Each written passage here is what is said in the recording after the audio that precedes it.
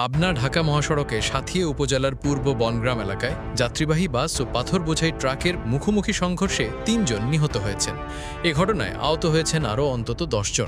আহতদের পাবনা জেনারেল হাসপাতালে ভর্তি করা হয়েছে। শুক্রবার ভোর ৫:৩০টার দিকে এই দুর্ঘটনা ঘটে। নিহতদের মধ্যে দুজনের পরিচয় শনাক্ত করেছে পুলিশ। তারা হলেন পাবনার সুজাননগর উপজেলার শান্তিপুর গ্রামের মৃত হাশেম মোল্লার ছেলে আবেদ আলী এবং সাঁথিয়া উপজেলার আতাইকুলা কালীদরপাড়া গ্রামের মৃত ইয়াদ আলীর ছেলে মনসুর আলী। অপর একজন নিহতের পরিচয় এখনও জানা যায়নি। মাধবপুর হাইওয়ে থানার ভারপ্রাপ্ত কর্মকর্তা মুস্তাফিজুর রহমান জানান, নারায়ণগঞ্জ থেকে ছেড়ে আসা পাবনা এক্সপ্রেস নামের একটি যাত্রীবাহী বাস পাবনার দিকে যাচ্ছিল।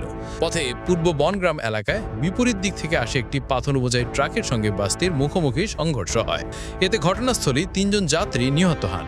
খবর পেয়ে মাধবপুর হাইওয়ে পুলিশ ঘটনাস্থলে পৌঁছে নিহতদের মরদেহ উদ্ধার করে এবং আহতদের দ্রুত হাসপাতালে পাঠায়। দুর্ঘটনার কারণ সম্পর্কে প্রাথমিকভাবে পুলিশ ধারণা করছে বাসের চালক ঘুমিয়ে পড়ার কারণে এ দুর্ঘটনা ঘটে থাকতে পারে। এই বিষয়ে তদন্ত চলছে বলে জানান হাইওয়ে থানার ওসি। নিউজ ডেস্ক, দৈনিক রানা।